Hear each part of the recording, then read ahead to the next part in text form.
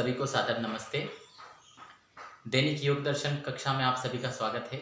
हम योग दर्शन के प्रथम पाद समाधि पाद का स्वाध्याय कर रहे थे। हमने कल वैराग्य का स्वरूप समझा था।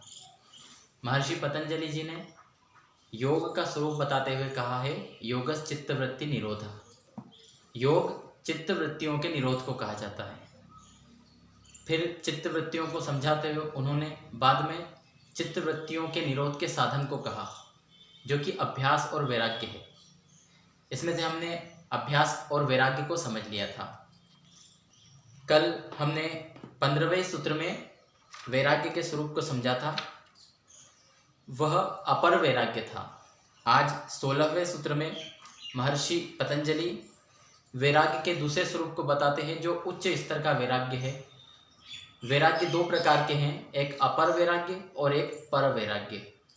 तो जैसा हमने पहले जो कल वैराग्य समझा था उसको अपर वैराग्य कहा, और अपर वैराग्य में जो दृष्ट और अनुश्रविक विषय हैं उनके प्रति वितृष्णा होना ही उस वैराग्य को कहा गया था। आज हम जिसे पढ़ रहे हैं वह उससे ऊपर की स्थिति है। इसके बारे में महर्षि पतंजलि कहते हैं, तत्परम पुरुष ख्यातेर गुण वैतृष्ण्यम, अर्थात तत्परम और वह पर वैराग्य जो है वह पुरुष ख्यातेर गुण वैतृष्ण्यम, पुरुष ख्याति होने पर यानी आत्मा को अपने स्वरूप का ज्ञान हो जाने पर जो गुणों से भी वितृष्णा हो जाती है। अर्थात जब पहला वैराग्य होता है अपर वैराग्य, उसमें लौकिक विषय और अन्य जो अनुश्रविक विषय हैं उनके प्रति वितृष्णा हो जाती है। फिर जब योगी अपने आत्मस्वरूप का साक्षात्कार कर लेता है, पुरुष ख्याति हो जाती है, उसके पश्चात योगी को उस विवेक ख्याति से भी वैराग्य हो जाता है। फिर वह और उच्च स्तर के वैराग्य को प्राप्त करता है, जिसमें उन्हें जो प्रकृति के 3 गुण हैं उनसे भी वैराग्य हो जाता है। तो उसका क्या स्वरूप है वह हम देखते हैं।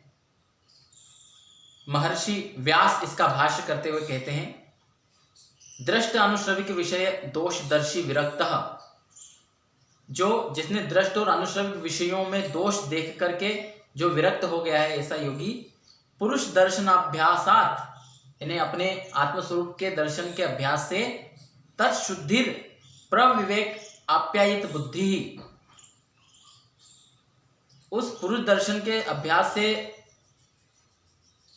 विवेक जो प्राप्त हुआ है, उच्च विवेक, उससे उसकी बुद्धि आप्यायित हो जाती है। अर्थात उसका भाव पूरी तरह से विवेक ख्याति से संतृप्त हो जाता है, बुद्धि संतृप्त हो जाती है विवेक ख्याति से। तब क्या होता है, गुणेभ्यो व्यक्त अव्यक्त धर्म केभ्यो विरक्त इति, फिर वह गुणों से भी विरक्त हो जाता है। और गुण के 2 स्वरूप बताए, व्यक्त और अव्यक्त धर्मक, अर्थात जिसमें व्यक्त स्वरूप भी है और अव्यक्त स्वरूप भी है। प्रकृति के जो अव्यक्त स्वरूप है, जैसे जो सत्व रज तम है, और जो व्यक्त स्वरूप है जिसमें यह संपूर्ण संसार है, तो इन दोनों से वह विरक्त हो जाता है। पहले वाले में केवल जो है भौतिक जो विषय थे उन विषयों से विरक्त हुआ था, अब यहाँ पर मूल प्रकृति के जो सत्व गुण है उससे भी विरक्त हो जाता है। क्योंकि जब योगी प्राकृतिक इस संसार के विषयों से विरक्त होता है, उसके पश्चात वह जब विवेक ख्याति को प्राप्त होता है, उस समय उसकी स्थिति में सतोगुण के प्रति और विवेक ख्याति के प्रति राग बना रहता है। किंतु फिर बाद में उससे भी जब वो वैराग्य प्राप्त करता है तब उसको पर वैराग्य कहा जाता है। महर्षि व्यास कहते हैं, तद्वयम वैराग्यम, यहाँ पर उन्होंने बताया कि वह वैराग्य 2 प्रकार का है जिसकी हम चर्चा कर रहे थे। तत्र यद उत्तरम तज्जानम प्रसाद मात्रम, उनमें जो उत्तर वाला है अर्थात बाद वाला है, जिसको आज हम समझ रहे हैं पर वैराग्य, वह ज्ञान का प्रसाद है। अर्थात जो ज्ञान उसको उत्पन्न होता है उस समय विवेक ख्याति के पश्चात, उसका प्रसाद रूप है, अर्थात उसका परिणाम है, फल है। यस्योदके योगी प्रत्युदितः ख्यातिरेवं मन्यते, जिसके उदित होने पर योगी को जो है वह जो ख्याति, ऐसा ज्ञान उत्पन्न होता है कि जैसे वो जो जिससे विवेक यह वैराग्य उत्पन्न हुआ, उस ज्ञान के उत्पन्न होने पर योगी के मन में इस तरह के भाव आते हैं कि प्राप्तम प्रापणीयम, जो प्राप्त करना था वह प्राप्त कर लिया। क्षीणः क्षेतव्या क्लेशा, जो क्लेश क्षीण करने योग्य थे उन्हें क्षीण कर लिया।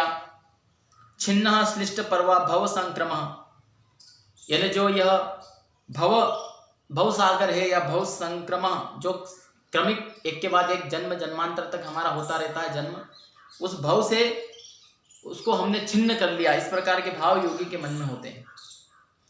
यस्या विच्छेदात् जनित्वा म्रियते मृत्वा च जायते इति, यस्य अविच्छेदात्, जिसके विच्छिन्न न होने पर, जनित्वा जन्म लेकर, म्रियते मरते हैं, और मृत्वा च जायते इति, अर्थात मर के फिर जन्म लेते हैं। तो ये जो जन्म जन्मांतर का चक्र होता है वह छिन्न हो चुका है उस योगी का। ज्ञानस्यैव पराकाष्ठा वैराग्यम, ज्ञान की पराकाष्ठा ही वैराग्य है।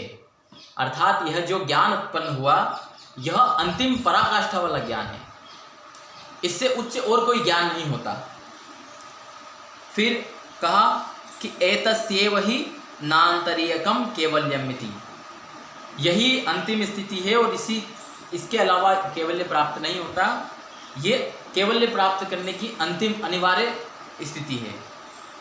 तो इस प्रकार जो है यह जो स्वरूप है, अंतिम स्थिति है, यह वैराग्य की, इसको पर वैराग्य कहा। यह अंतिम अवस्था है।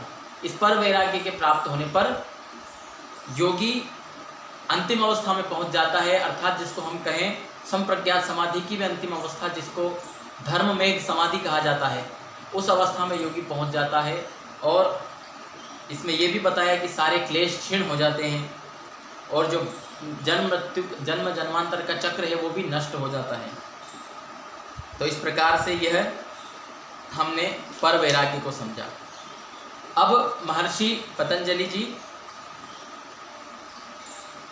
ने शुरुआत प्रथम सूत्र में जो बताया था कि योग दो प्रकार का है, संप्रज्ञात योग और असंप्रज्ञात योग, उसकी परिभाषा देंगे। अगले 17वें और 18वें सूत्र में संप्रज्ञात समाधि और असंप्रज्ञात समाधि क्या है, इसके स्वरूप को बताएंगे।